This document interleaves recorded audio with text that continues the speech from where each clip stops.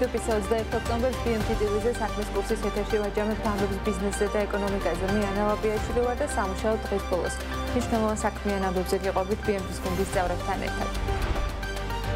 ჩვენი მთავრობის პოლიტიკა მაქსიმალურად შევუწყოთ ხელი სტრატეგიულ ინვესტიციებს, რომლებიც ქმნის სამუშაო ადგილებს, აძლიერებს ჩვენს ეკონომიკას და განამტკიცებს საქართველოს პოზიციებს გლობალურ საინვესტიციო რუკაზე. ეს განცხადება ირაკლი კობახიძემ Eagle Hills-ის საქართველოს ოფისის გახსნაზე გააკეთა. კომპანია Eagle Hills-ის დამფუძნებლის შეფასებით, Eagle Hills-ის $6.5 მილიარდიანი პირდაპირ ინვესტიციის პარალელურად პროექტის არაპირდაპირ ეკონომიკური ეფექტი $15 მილიარდ გადააჭარბებს. მოჰამედ ალი ალაბარის განცხადებით, პროექტის პირველი ფაზის განხორციელება მომავალ წელს დასრულდება. Eagle Hills-ი გონიოს ჩრდილოეთით მდინარე ჭოროხის შესართავთან მდებარე 260 ჰექტარი მიწის ნაკვეთზე ხელოვნური ყურეს შექმნას გეგმავს. ამ ყურეში ახალი იახტ-კლუბი მოეწყობა. მის გარშემო კი კომპანია მაღალი კლასის სასტუმროებს, მრავალბინიან საცხოვრებელ სახლებს, ვილებს, რესტორნებს, მაღალი კლასის სავაჭრო დაწესებულებებს და სხვა ობიექტებს განათავსებს. ლევან დავითაშვილი საქართველოს მთავრობის ეკონომიკური საბჭოს მდივანი აღარ არის. BMG-ის მთავრობის ადმინისტრაციის პრესამსახურში ეს ინფორმაცია დაუდასტურეს. ჩვენივე კითხვის პასუხად პრემიერმა განაცხადა, რომ დავითაშვილი კერძო სექტორში გადავიდა. ის ყულებში მშენებარე ნავთობგადამუშავებელი ქარხნის სამოთოყურეო საბჭოს თავმჯდომარეა. ინდური კომპანია Hindustan Silicon Private Limited დასავლეთ საქართველოში ნავთობის საბადოების განვითარებისათვის $50 მილიონი ინვესტიციას განახორციელებს. Eagle Hills-მა თბილისში საპრეზენტაციო ცენტრი გახსნა, სადაც $6.5 მილიარდი ინვესტიციის თბილისი Waterfront და გონიო იახტ-სენდ მარინაა წარმოდგენილი. ოფისში პრეზენტაციისას, რომელიც კინო რუსთაველის ისტორიულ შენობაში შედგა, ითქვა, რომ გონიოში და კწანიში მონჭალის მიმდებარედ პროექტების განხორციელება 6-9 თვეში დაიწყება. პროექტების დეტალები უკვე საჯარო არის. Eagle Hills-ის ვებგვერდზე ნატვირთულია ფოტოები, თუმცა სამშენებლო ნებართვები ჯერ გაცემული არ არის. 2023 წლიდან დაანონსებული პროექტის არაპირდაპირ ეკონომიკურ ეფექტად დღეს $15 მილიარდი დასახელდა.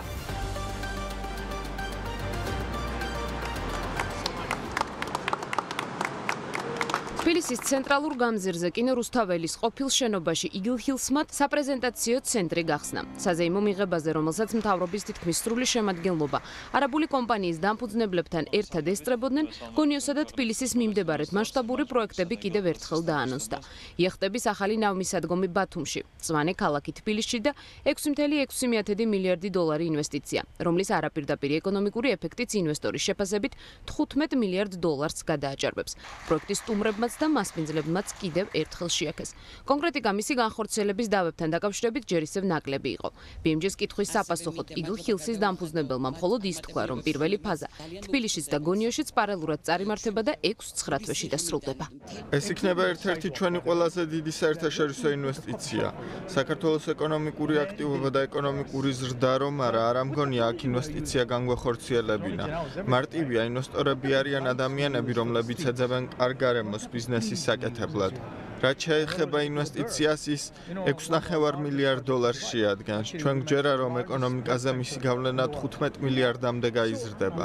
დიდ ძალის ხმევას ვდებთ, რომ მოვიზიდოთ მეტი ტურისტი, შევქმნათ მეტი სამუშაო ადგილი, როგორც წესი ჩვენთან დასაქმებულ ადამიანებს უფრო მაღალი ანაზღაურება აქვთ, ვიდრე ალბათ სხვა კომპანიების უმეტესობაში.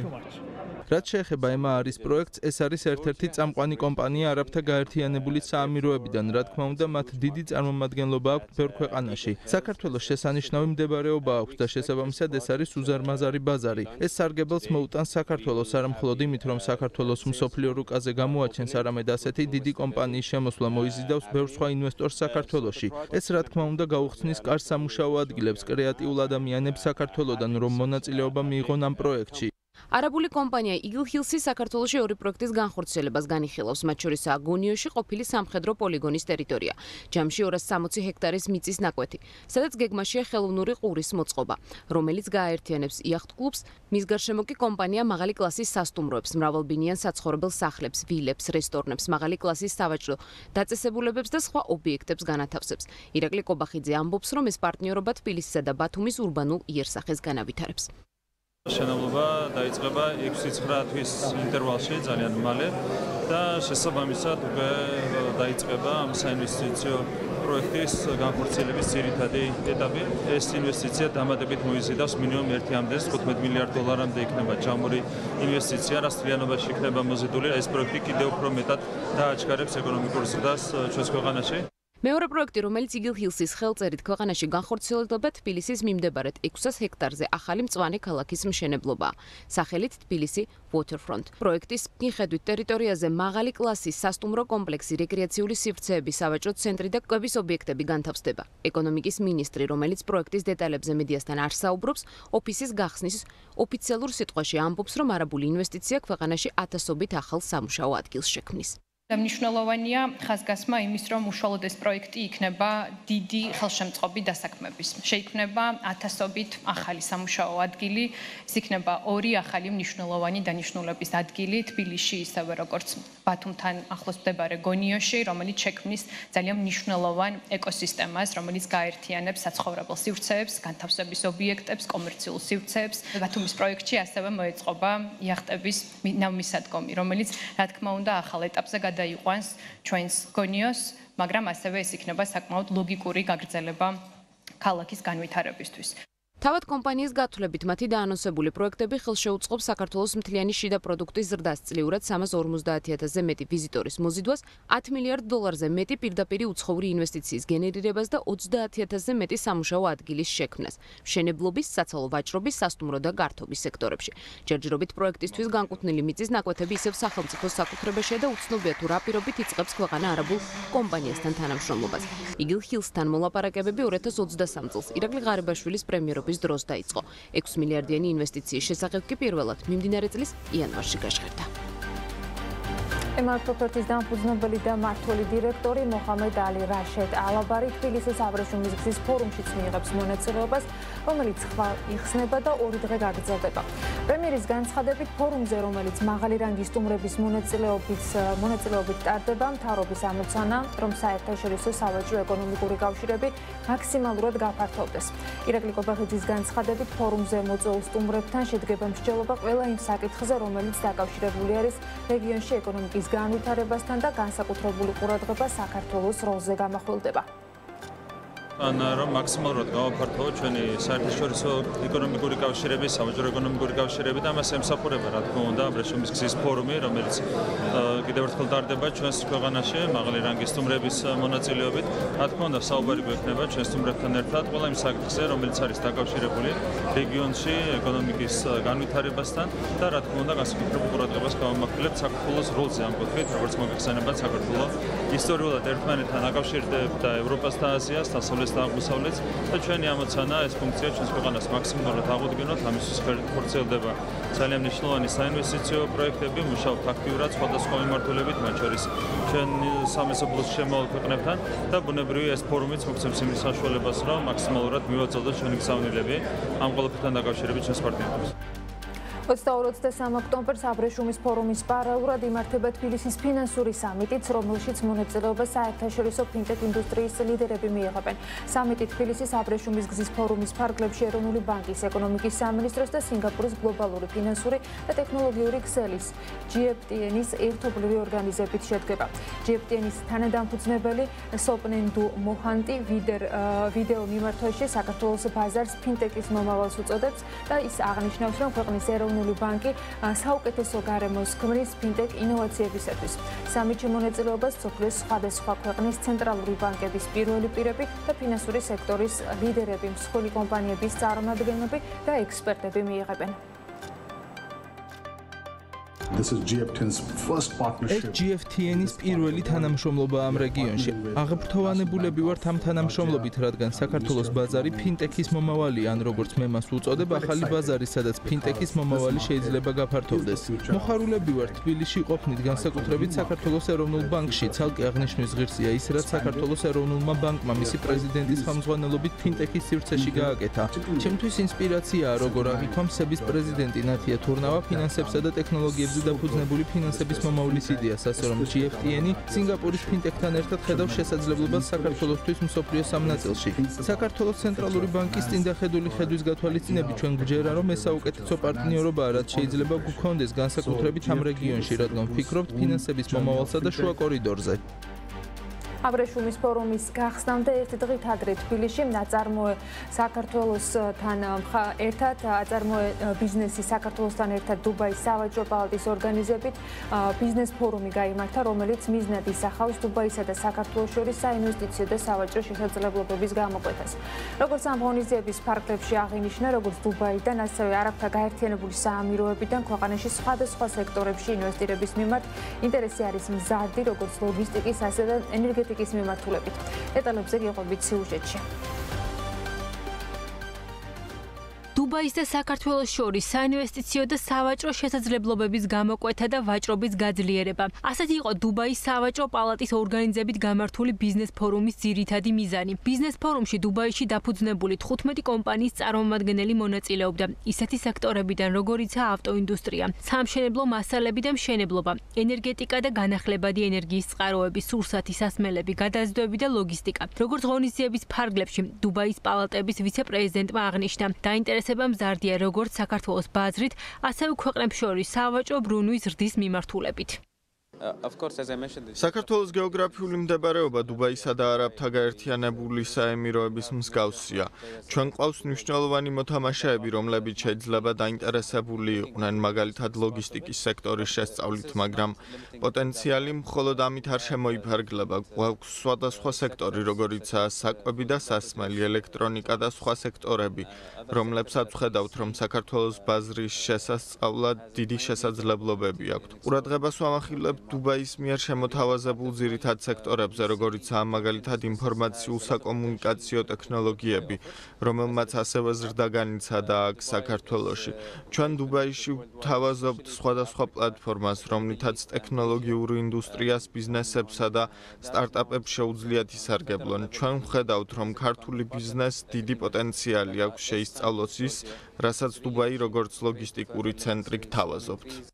ბოლო წლების განმავლობაში არაბთა გაერთიანებული საამიროებიდან საქართველოში პირდაპირ უცხოური ინვესტიციები მზარდია. საამიროებიდან საქართველოში 2024 წელს შემოსულმა ინვესტიციების მოცულობამ 36 მილიონ 100.000 დოლარი შეადგინა. მიმდინარე წლის 6 თვეში კი საამიროებიდან 43 მილიონ 800.000 დოლარი შემოვიდა, რაც წლის ჭრილში გაორმაგებული მაჩვენებელია. საქართველოში საამიროები უკვე არის წარმოდგენილი ისეთ სექტორებში, როგორიცაა ლოგისტიკა და უძრავი ქონება. საქართველოში გაერთიანებული საამიროების ელჩის განცხადებით, ქვეყანას საქართველოში ინვესტირების მიმართულებით ინტერესი არაერთ სექტორში აქვს, მათ შორის ენერგეტიკაში. ორ ქვეყანას შორის ურთიერთობები მზარდია და სულ უფრო მყარდება. ვფიქრობ, საქართველოს უზარმაზარი პოტენციალი აქვს და ჩვენ დიდი ინტერესით ვეკიდებით არაბთა გაერთიანებული საამიროებიდან დაინტერესებული კომპანიების მოძიებასა და მათ დაკავშირებას აქ, საქართველოში, მათ პარტნიორებთან. ჩვენ მზად ვართ გამოვავლინოთ შესაძლებლობები ყველა სექტორში. საამიროების კომპანია AD Ports-მა უკვე გახსნა საქართველოში თბილისის მშრალი პორტის პირველი ფაზა. გვყავს სხვა კომპანიები განსაკუთრებით სუფთა ენერგიისა და ლოგისტიკის სფეროში.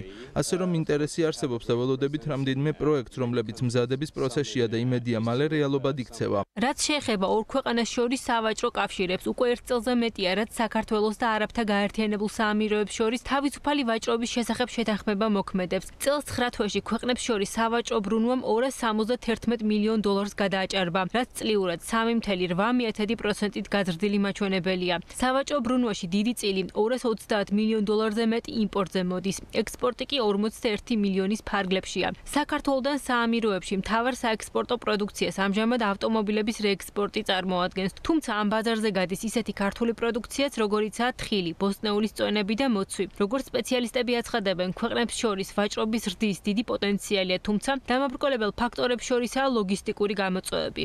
არაბეთის გაერთიანებული საამიროები ერთ-ერთი ყველაზე პრიორიტეტული ბაზარია, ვფიქრობ, საქართველოსთვის ბევრი პროდუქტის მიმართულებით.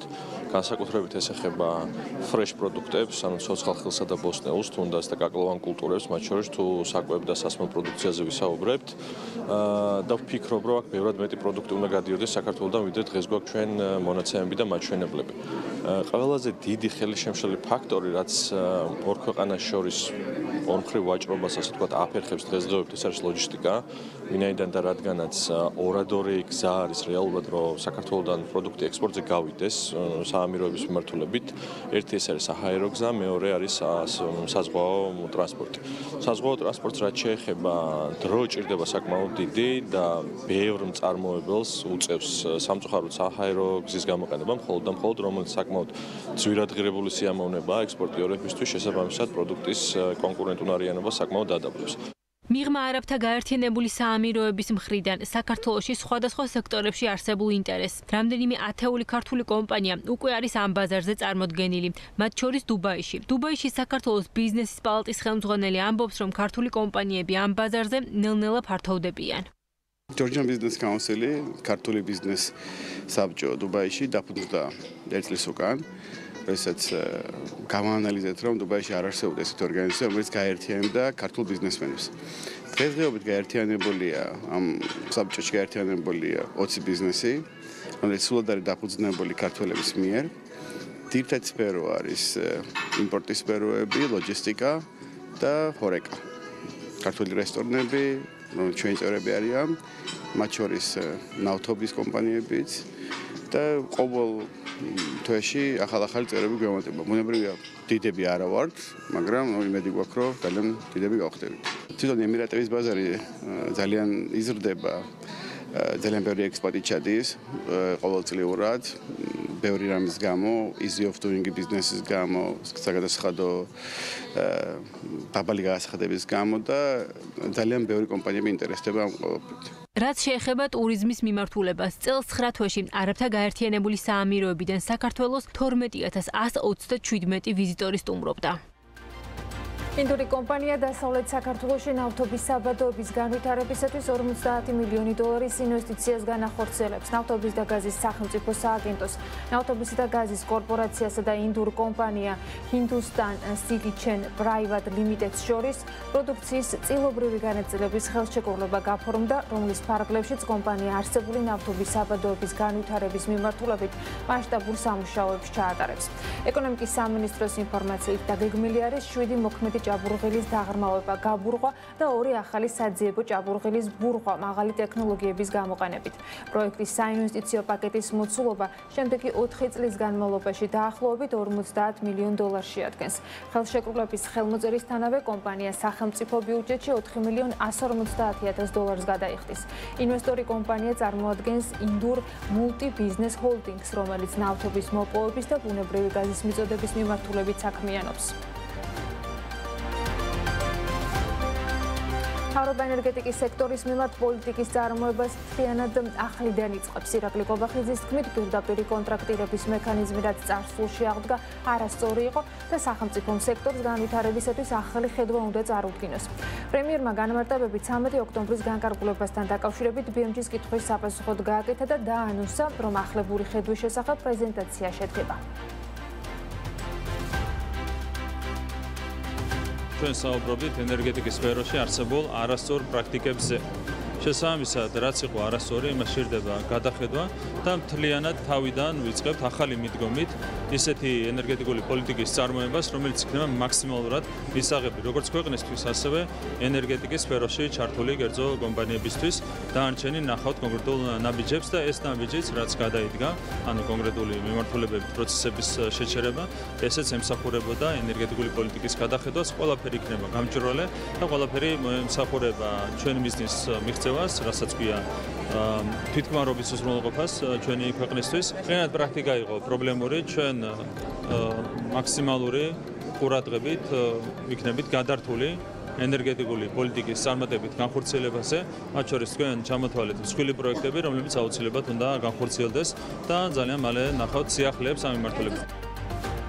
ირაკლი კობახიძე ამბობს, რომ ხელისუფლება ნენსკრა-ჰესის, ხუდონ-ჰესის თუ ნამახონ-ჰესის პროექტის განვითარებას ხელში უწყობს, თუმცა ამ მხრივ მთავარი წარმმართველი კერძო სექტორი იქნება. ირაკლი კობახიძის წინამორბედმა ირაკლი ღარიბაშვილმა 2022 წელს განაცხადა, რომ ისეთი დიდი ჰესები, როგორიც არის ნამახვანი, ნენსკრა და ხუდონი, მხოლოდ სახელმწიფოს მონაწილეობით უნდა განხორციელდეს. განვიხილავთ სახელმწიფოს ჩართულობასაც, თუმცა რა თქმა უნდა, კერძო ჩართულობაც განიხილება, ანუ შეიძლება იყოს შერეული პროექტები, ნახოთ დანარჩენს, ნახავთ უკვე როდესაც კონკრეტული პროექტების განხორციელებას გადავა. მთავრობის 13 ოქტომბრის განკარგულებით კი, რომლითაც შეწყდა ათობით ენერგეტიკული პროექტის განხილვა, რომელზეც საინვესტიციო შეთანხმებები ანუ მემორანდუმები არ იყო გაფორმებული. ეს პროექტები ძირითადად წარდგენილი იყო პირდაპირი კონტრაქტების შეთანხმების პროგრამის ფარგლებში და მათ განხილვებში მონაწილეობდა ეკონომიკის მინისტრის ყოფილი მოადგილე რომეო მიქაუტაძე, რომელიც ამ დროისთვის კორუფციის მუხლით არის დაკავებული. გაუქმებული პროექტები მოიცავს ჰესებს, მზის და ქარის ელექტროსადგურებს. არაერთი მათგანი შესახებ საქმის წარმოება წინა პრემიერ-მინისტრის ირაკლი ღარიბაშვილის მმართველობის პერიოდში დაიწყო, ასევე მაშინ, როდესაც ეკონომიკის სამინისტროში ენერგეტიკის სექტორის საკითხებს რომეო მიქაუტაძე კურირებდა, რომელიც ამჟამად კორუფციის მუხლითაა ბრალდებული. კობახიძე ამბობს, რომ სახელმწიფო შემდგომი ნაბიჯები ენერგეტიკის სექტორში საკმაოდ გამჭვირვალე და ინვესტორებისათვის მისაღები იქნება. მთავრობამ თიზებიდან საწვავის ექსპორტის წესებში ცვლილება შეიტანა. 2025 წლის 20 ოქტომბრის დადგენილებით განისაზღვრა, რომ თავისუფალი ეკონომიკური ზონის მიერ წარმოებული გადამუშავებელი ნავთობპროდუქტები და თავისუფალი ეკონომიკური ზონისთვის განკუთვნილი ნავთობპროდუქტები თიზის გარეთ 6 თვის ვადით შეიძლება რომ ინახებოდეს. დადგენილებაში აღნიშნულია, რომ ეს წესი ეხება მხოლოდ ისეთ ნავთობგადამუშავებელ ქარხანას, რომლის წლიური წარმატებაც 1 მილიონ ტონას აღემატება. ასეთი საქართველოში მხოლოდ ერთი ობიექტია, საუბარი არის ულევში მშენებარე ნავთობგადამუშავებელ ქარხანაზე. ულევის თავისუფალ ეკონომიკურ ზონაში ნავთობგადამამუშავებელი ქარხნის მშენებლობა გასული წლის ბოლოს დაიწყო. ქარხანამ სრული ციკლის გადამუშავებლის ფუნქცია უნდა შეასრულოს და დასრულების შემდეგ ევრო 5-ის ბენზინი და დიზელი უნდა გამოუშვას. პროექტს Flexi პეტროლიუმი ახორციელებს და მისი ყველა ფაზის საინვესტიციო ღირებულება 600 მილიონი დოლარია. პირველი ფაზის დასრულებისას ქარხანას წლიურად 1.2 ტონა ნედლი ნავთობის გადამუშავება შეეძლება, მომავალში კი წარმოდობა 4 მილიონ ტონამდე გაიზრდება. საქართველოს საფონდო ბირჟის კაპიტალიზაცია 621 მილიონ 200.000 ლარამდე დაეცა. ბოლო ერთ თვეში ბირჟამ კაპიტალიზაციის 40%, ანუ 425 მილიონ 800.000 დაკარგა. 2024 წლის 31 დეკემბრის შემდეგ საქართველოს საფონდო ბირჟის კაპიტალიზაცია 11.6 ჯერ 7 მილიარდ 300 მილიონიდან 600 მილიონ ლარამდეა შემცირებული. კლება ბირჟაზე გარკვეული კომპანიების ფასიანი ქაღალდების დელისტინგით არის გამოწვეული. 9 თვეში საქართველომ ტურიზმიდან 3 მილიარდ 600 მილიონი დოლარის შემოსავალი მიიღო. ეროვნული ბანკის ინფორმაციით, მესამე კვარტალში ვიზიტორებმა საქართველოში 1 მილიარდ 700 მილიონ დოლარამდე დახარჯეს. თბილისის მეტროს მოდერნიზაციის პროექტის ბიუჯეტს 5 მილიონი ლარი ემატება. პროექტზე წელს 30 მილიონი ლარი იყო გათვალისწინებული. შესაბამისად ის 35 მილიონი ლარი გახდება. 2024 წელს საფოსტო და საკურიერო კომპანიებმა 228 მილიონ 700.000 ლარის შემოსავალი მიიღეს. წლიური ზრდა 41 მილიონია. GMP სერტიფიკატის წარუდგენლობის გამო ჯანდაცვის სამინისტრომ 3000-მდე მედიკამენტის რეგისტრაცია გააჩერა. მიზეზი ის არის, რომ 1 ოქტომბრიდან ევროპული GMP-ის გარეშე წამლის სუბსტანციის იმპორტი აიკრძალა. სამ კვარტალში ქვეყანამ ტურიზმიდან 3 მილიარდ 640 მილიონი დოლარის შემოსავალი მიიღო. ეს წლიურად დაახლოებით 5%-ით გაზრდილი მაჩვენებელია. ეროვნული ბანკის მონაცემებით მესამე კვარტალში საერთაშორისო მოგზაურობიდან ქვეყანამ 1 მილიარდ 660 მილიონი დოლარი მიიღო და ეს წლიურად 6.5%-ით მატებას ნიშნავს.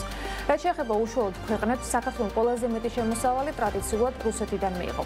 მესამე კვარტალში რუსეთიდან ჩამოსული ვიზიტორების დანახარჯები თითქმის 253 მილიონი დოლარი იყო. შემდეგ მას თურქეთი მოჰყვება თითქმის 196 მილიონი დოლარი და მესამე ადგილზე 188 მილიონი დოლარით ისრაელია. ევროკავშირის ქვეყნებიდან ჩამოსული ვიზიტორების დანახარჯები 238 მილიონ დოლარს უტოლდება. თითქმის 28%-იანი ზრდა არის ისრაელის შემთხვევაში. თურქეთის შემთხვევაში მატება 3%-იანია. მესამე კვარტალში ევროკავშირის ქვეყნებიდან ტურისტულ დანახარჯებში 13%-იანი ზრდა ფიქსირდება. მონაცემები მიუთითებს, რომ ქვეყანაში მყოფი რუსეთის მოქალაქეების 28.1% საქართველოს რეზიდენტია. რუსეთის მოქალაქეების ეს ნაწილი აღერიცხება შემდეგი სტატისტიკის მიხედვით 30 სექტემბრის მდგომარეობით საქართველოში მყოფი ბელარუსის მოქალაქეების 22.7% და უკრაინის მოქალაქეების 20.3% არის საქართველოს რეზიდენტი. ეროვნული ბანკი ამ სტატისტიკურ მონაცემებთან დაკავშირებით მიუთითებს, რომ ეს ადამიანები საქართველოში 1 წელზე მეტი აიმყოფებიან ან 1 წელზე მეტი ვადით აპირებენ დარჩენას. აქედან გამომდინარე, საერთაშორისო სავალუტო ფონდის მეთოდოლოგიით საქართველოს რეზიდენტებად ითვლებიან და მათი ხარჯები საერთაშორისო მოგზაურობიდან მიღებულ შემოსავლებში არ შედის. დიდ ბრიტანეთში ქართული ღვინის ცნობადობისა და ექსპორტის ზრდის ხელშეწყობის მიზნით ღვინის ეროვნული სააგენტოს და სააგენტოს კონტრაქტორი კომპანიის Spiral Wine Group-ის ორგანიზებით საქართველოს ბრიტანეთიდან სომელიების, ღვინის იმპორტიორების და მედიის წარმომადგენლების ჯგუფი სტუმრობდა ბრიტანელმა სტუმრებმა ქართული ღვინის წარმოებელი კომპანიები და მარნები ქართლში, იმერეთსა და რაჭაში მოინახულეს. მათთვის თბილისში ასევე გაიმართა სპეციალური დეგუსტაცია, რომლის ფარგლებშიც 16 კომპანიის სხვადასხვა დასახელების ღვინო იყო წარმოდგენილი. დიდი ბრიტანეთი ევროპის ერთ-ერთი ყველაზე დიდი იმპორტიორი და ღვინის მომხმარებელი ქვეყანა, რომელიც 2014 წლიდან გამოიკვეთა როგორც ქართული ღვინის ექსპორტის ერთ-ერთი პოტენციურად მზარდი სტრატეგიული ბაზარი. 9 თვეში ბრიტანეთში წელს საქართველოდან $1,126,000 ბოთლამდე ღვინოა გასული. გასულ წელს ამავე პერიოდში ექსპორტის მოცულობა $1,100,000 იყო.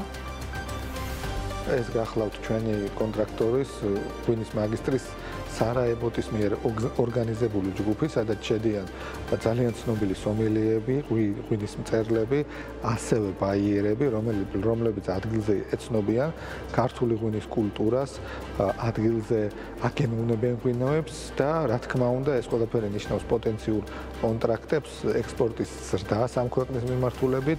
მოგეხსენებათ, რომ დიდი ბრიტანეთი ერთ-ერთი მნიშვნელოვანი ბაზარია ღვინისთვის მსოფლიოს მასშტაბით და რა თქმა უნდა საქართველოსთვისაც.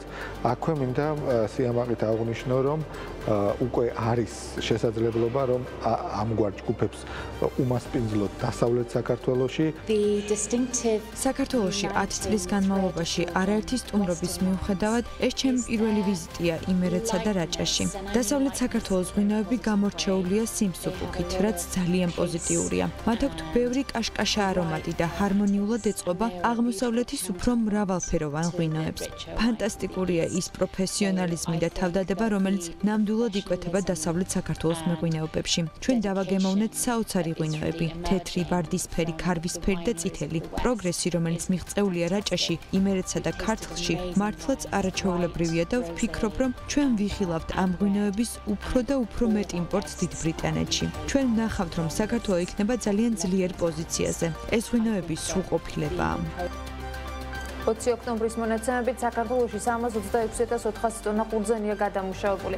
აქედან 320,000 ტონა კახეთში, 3,000-მდე ტონა რაჭაში და დანარჩენი მევენახეობის სხვადასხვა რეგიონში.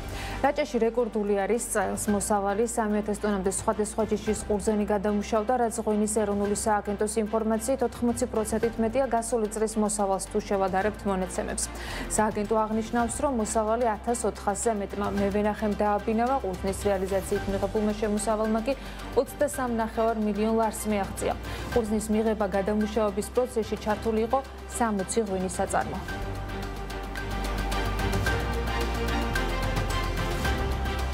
21 ოქტომბრის მონაცემებით 14 საწარმომ 14,000 ტონაზე მეტი არასტანდარტული ვაშლი შეიძინა. ფერმერებმა 4 მილიონ ლარზე მეტი შემოსავალი მიიღეს. სამინისტროს მონაცემებით ამ პროგრამის ფარგლებში სახელმწიფო სუბსიდიას იღებს ის გადამუშავებელი კომპანია, რომლებიც 2025 წლის 15 დეკემბრამდე 1 კილოგრამ არასტანდარტულ ვაშლს მინიმუმ 27 თეთრად შეიზღებიან. სოფლის განვითარების სააგენტო 1 კილოგრამ ვაშლზე 10 თეთრის ოდენობის სუბსიდიას გასცემს.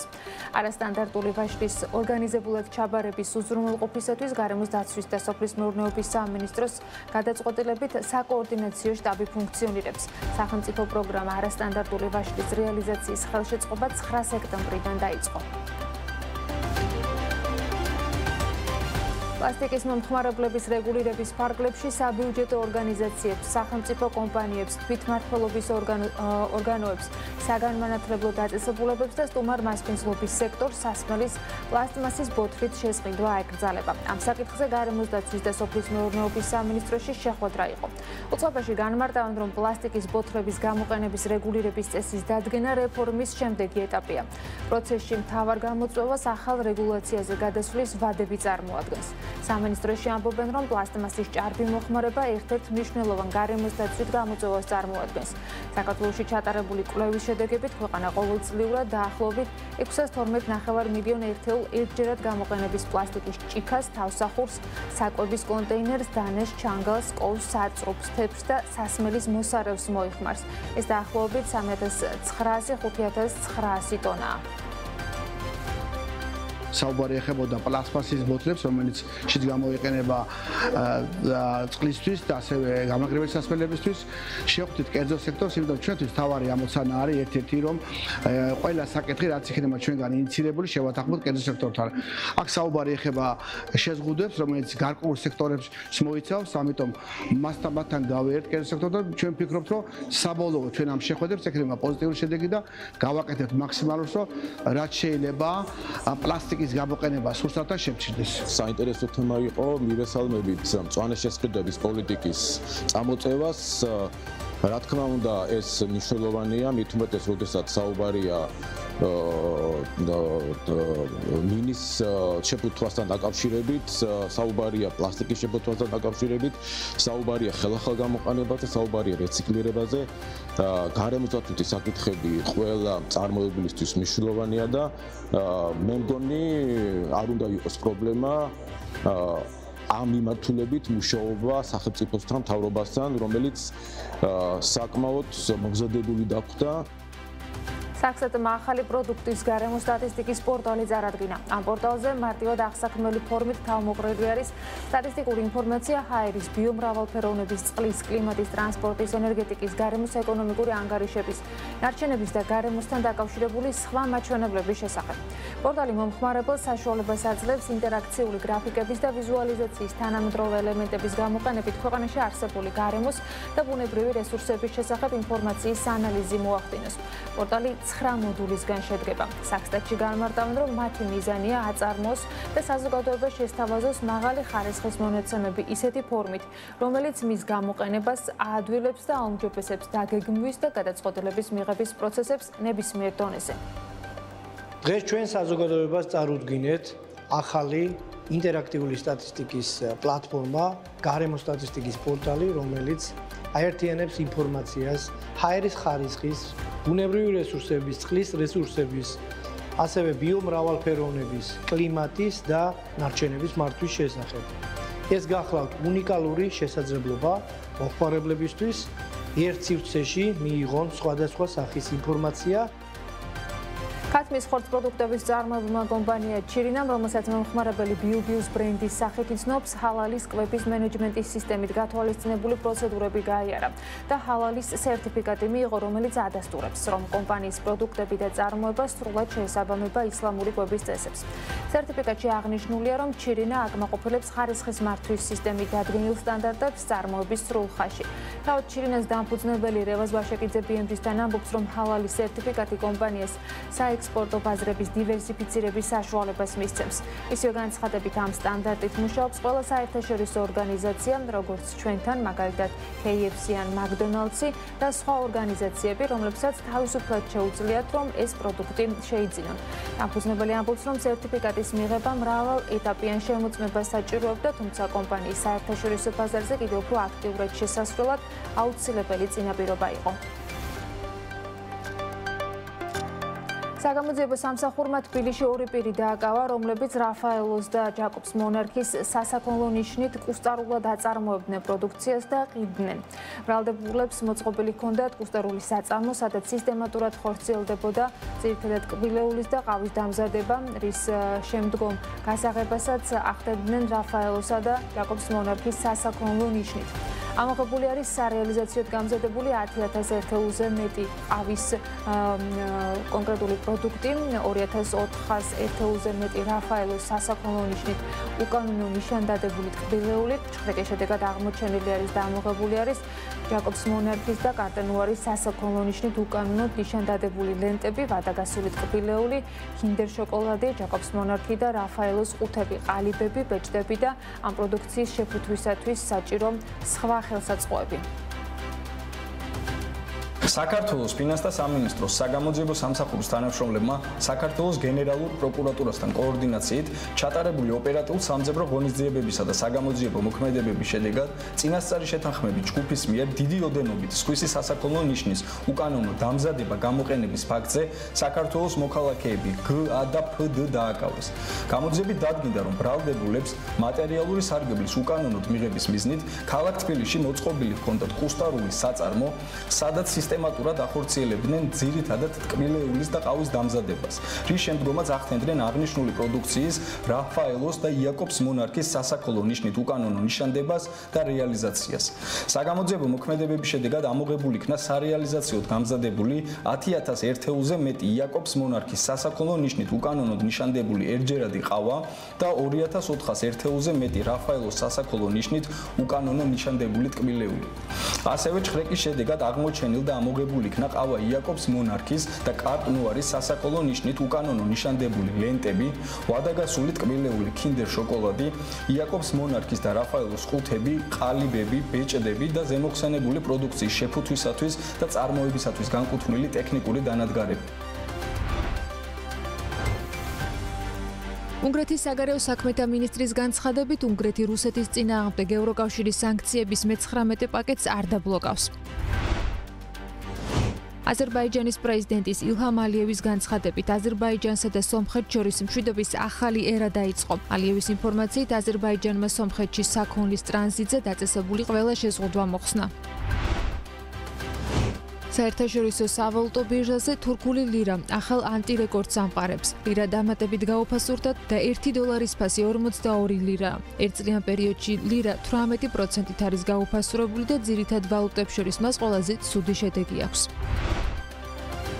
ირლანდიის საპილოტო პროგრამა, რომელიც შემოქმედებითი სფეროს წარმომადგენლებისათვის თვიურად $1,500 საბაზისო შემოსავლის დაწესებას მოიაზრებს, თებერვალში დასრულდება. ვადის ამოწურვამდე 4 თვით ადრე ირლანდიის მთავრობაში აცხადებენ, რომ პროგრამა ღირებულია და მას მუდმივ სახეს მისცემენ. GMP სერტიფიკატის წარმოუდგენლობის გამო ჯანდაცვის სამინისტრომ 3,000-მდე მედიკამენტის რეგისტრაცია გააჩერა. მიზეზი ის არის, რომ 1 ოქტომბრიდან ევროპული GMP-ის გარეშე წამლის სუბსტანციის იმპორტიც აიკრძალა. ნებისმიერ სამკურნალო საშუალებას, რომელიც საქართველოში რეგისტრირდება ან ხელახალ რეგისტრაციას გადის, 1 ოქტომბრიდან ევროპული GMP სტანდარტის შესაბამისობის დამადასტურებელი დოკუმენტი უნდა გააჩნდეს როგორც საბოლოო პროდუქტზე, ასევე იმ სუბსტანციებზე, რომელიც მის დასამზადებლად გამოიყენება. ამ მოთხოვნის ყოფილება სავალდებულოდ შესასრულებელი გახდა როგორც დისტრიბუტორებისათვის, ისე ადგილობრივი მწარმოებლებისათვის.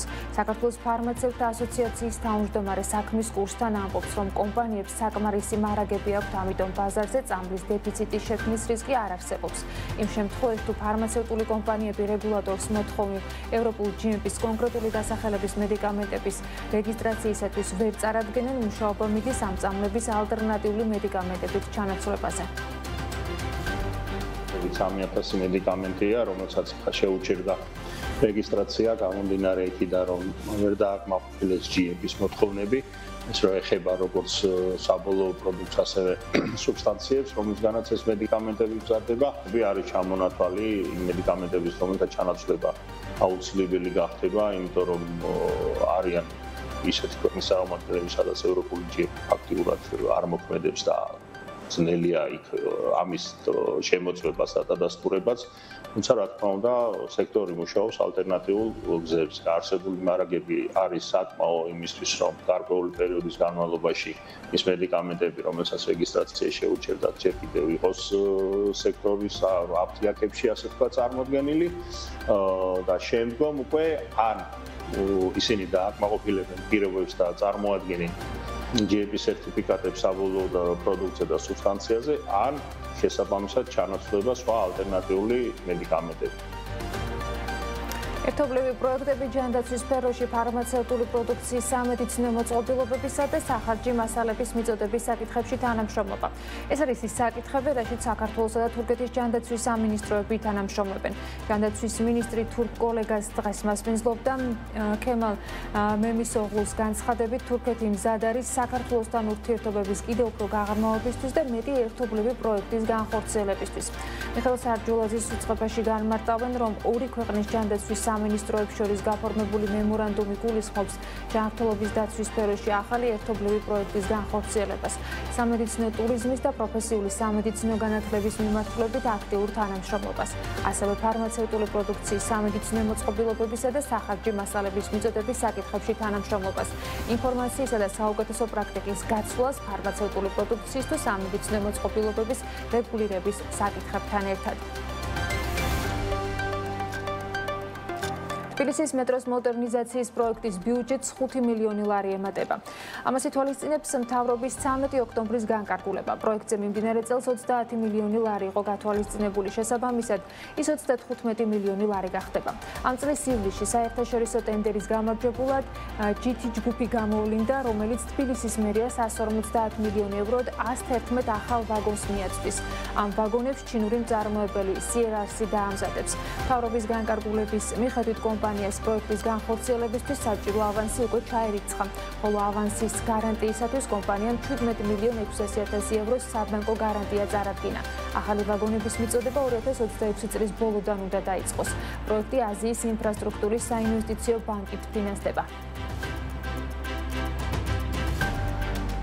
2024 წელს საფოსტო და საკურიერო საქმიანობით დაკავებული საწარმოების შემოსავლებმა 228 მილიონ 700.000 ლარი შეადგინა. შემოსავლების უმეტესი ნაწილი 68% საერთაშორისო საფოსტო საკურიერო მომსახურებიდან მიიღო, ხოლო 32% ადგილობრივი მომსახურებიდან. საქსტატის ინფორმაციით სექტორის შემოსავლების 80.2% ამანათების მიწოდებიდან მოდის, რომელთა 72.6% საერთაშორისო გზავნილებია, 27.4% ადგილობრივი. შემოსავლების 11.7% წერილობით კორესპონდენციაზე მოდის, საიდანაც 44% საერთაშორისო და 56% ადგილობრივია. გასული წლის განმავლობაში საფოსტო და საკურიერო კომპანიებმა 13 მილიონ 300.000 ამანათი გააგზავნეს და 5 მილიონ 900.000 წერილობითი კორესპონდენცია. სექტორში დასაქმებულთა საშუალო წლიური რაოდენობა 4.000 და მათ შორის 1,500 კურიერი, პოსტალიონი ან ფელდეგერი იყო. საქართველოში გამოკითხული მოსახლეობის 50% რუსულ სურსათს მოიხმარს. ასეთი არის რუსეთის სახელმწიფო კომპანიის კვლევის შედეგი, რომელიც პოსტსაბჭოთა სივრცეში რუსული საქონლის მოხმარებას 100-ქულიანი ინდექსით აფასებს. და საქართველოს ამ შეფასებით 10.8 ქულა აქვს, ხოლო მოლდოვას 7.2 ქულა. მაქსიმალური შედეგი აქვს ყირგიზეთს 40.4, ყაზახეთს კი 37.8 ქულა. სატელეფონო გამოკითხვა გასული წლის 28 ოქტომბრიდან 30 ნოემბრამდე პოსტსაბჭოთა სივრცის ქვეყნებში, საქართველოში, სომხეთში, აზერბაიჯანში, მოლდოვაში, ბელარუსში, ყირგიზეთში, უზბეკეთში, ტაჯიკეთსა და ყაზახეთში ჩატარდა. გამოკითხვაში თითოეული ქვეყნის 1000-დან 1030-მდე მოქალაქე იღებდა მონაწილეობას, რომელთა ასაკიც 18 წელს ზევით იყო. ცენტრმა ამ ქვეყნებში რუსული საქონლის საზღვარგარეთ მოხმარების ინდექსი გამოავლინა. ბოლო კითხვაზე 2-3 წლის განმავლობაში მოქალაქეს ან მისი ოჯახის წევრს აქვს თუ არა შეძენილი რუსული საქონელი და რომელი, პასუხის მიხედვით შეძენილი პროდუქციის კატეგორიების საშუალო რაოდენობა არის გამოთვლილი და ამ მონაცემების მიხედვით 100 ქულიანი შკალით მოხდა შეფასება. რაც უფრო მაღალი არის ინდექსი, მით უფრო მეტი სახის რუსული საქონელი შეიძინეს რესპონდენტებმა საკუთარ ქვეყანაში. საქართველოში რესპონდენტთა ყველაზე დიდი რაოდენობა, ანუ 50% რუსულ სასურსათო პროდუქტს მოიხმარდა, 19% საყოფაცხოვრებო ქიმიას და 11% საშენ მასალას. მოლდოვაში 21% ასევე რუსულ სასურსათო პროდუქციას, 10% ტანსაცმელს და ფეხსაცმელს და საყოფაცხოვრებო ქიმიას 9%. რაც შეეხება მეზობელ ქვეყნებს, აზერბაიჯანში რუსული საქონლის მოხმარების მხრივ 59%-ით პირველ ადგილზე არიან, ასევე სასურსათო პროდუქციის მოხმარების ნაწილში და მესამე ადგილზე 32%-იანი შედეგით სამშენებლო მასალა და საყოფაცხოვრებო ქიმია. სომხების ყველაზე მეტი რაოდენობა, ანუ 62% სასურსათო პროდუქტს მოიხმარს, 53% ტანსაცმელს და ფეხსაცმელს და 39% საყოფაცხოვრებო ქიმიას. ევროკავშირის წევრი სახელმწიფოების ლიდერები უკრაინის მთავრობისათვის 140 მილიარდი ევროს მოცულობის რეპარაციულ სესხის მიცემას გეგმავს. თუ ინიციატივა დამტკიცდება, მაშინ გაყინული რუსული აქტივებიდან მიღებული თანხა ევროკავშირმა უკრაინას გრძელვადიანი სესხის სახით უნდა გადასცეს, რომელიც თავად აქტივების ამონაგებით გადაიფარება, ანუ უკრაინას მისი გასტუმრება არ მოუწევს. როგორც ურსულა ფონ დერ ლაიენი რეპარაციის სქემასთან დაკავშირებით ამბობს, რუსული აქტივების ძირი ხელუხლებელი უნდა დარჩეს, თუმცა გენერირებული სარგებელი პირდაპირ შეიძლება უკრაინისთვის იყოს გადაცემული. ევროკავშირის და დიდი შვიდეულის წევრი სახელმწიფოების მიერ რუსეთის ცენტრალური ბანკის კუთვნილი 300 მილიარდი ევროს აქტივები არის გაყინული ამ დროისათვის, რომელთა წვდომაც მოსკოვს არ აქვს. ევროპასა და რუსეთს შორის მზარდი დაძაბულობის ფონზე ახალი მაგისტრალი გაიხსნა, რომელიც ბალტიის სამ სახელმწიფოს პოლონეთთან აკავშირებს. მაგისტრალის სახელწოდებით Via Baltica გაივლის ბელარუსს და რუსეთის ანკლავ კალინინგრადს შორის მდებარე ვიწრო ზოლს, რომელსაც ხშირად აღწერენ როგორც პოტენციურ სამიზნეს რუსეთის ნატოზე თავდასხმის შემთხვევაში. ქვეყნებს შორის საზღვარზე გამართულ გახსნის ცერემონიალზე პოლონეთის პრეზიდენტმა და ლიეტუვის პრეზიდენტებმა განაცხადეს, რომ გზა რეგიონის უმნიშვნელოვანესი დერეფანი იყო და თქვეს, რომ მის როლს რეგიონის თავდაცვაში უდიდესი წვლილი აქვს. აღინიშნა, რომ ნატოს ჯარისკაცები Via Baltica-ს გავლით უფრო სწრაფად გადაადგილდებიან ბალტიის ქვეყნებისათვის დახმარების საჭიროების შემთხვევაში. პოლონეთი და მისი ბალტიისპირელი მეზობლები მაღალი მზადყოფნის რეჟიმში არიან მას შემდეგ, რაც სექტემბერში რამდენიმე დრონი, რომლებიც სავარაუდოდ რუსეთიდან იყო, პოლონეთის ტერიტორიაზე შეფრინდა, ხოლო რუსულმა გამანადგურებლებმა ესტონეთის საჰაერო სივრცე გადაკვეთეს. 970 კილომეტრიანი Via Baltica პოლონეთის დედაქალაქ ვარშავაში იწყება და ის ლიეტუვას, ლატვიასა და ესტონეთს გაივლის, სადაც ტალინში მთავრდება. მაგისტრალის პოლონური მონაკვეთის მშენებლობას 10 წელზე მეტი დრო და 11 მილიარდ ზლოტზე მეტი დაჭირდა, აქედან თითქმის 1 მილიარდი евро ევროკავშირის დაფინანსება იყო. ლიეტუვის ტრანსპორტის სამინისტროს განცხადებით, მაგისტრალის ჩრდილოეთის მიმართულებით მოქმედი რამდენიმე მონაკვეთი ჯერ კიდევ მხოლოდ ორზოლიანია და ის მოგვიანებით გაფართოვდება. მშენებლობის პროცესში არის თანხლები რკინიგზის პროექტი Rail Baltica, რომლის პირველი მონაკვეთიც 2030 წლისთვის უნდა შევიდეს ექსპლუატაციაში. ტალინიდან პოლონეთის საზღვრამდე მიმავალი ახალი 870 კილომეტრიანი რკინიგზის ხაზის მშენებლობა 2019 წელს დაიწყო, თუმცა ის რამდენჯერმე შეფერხდა.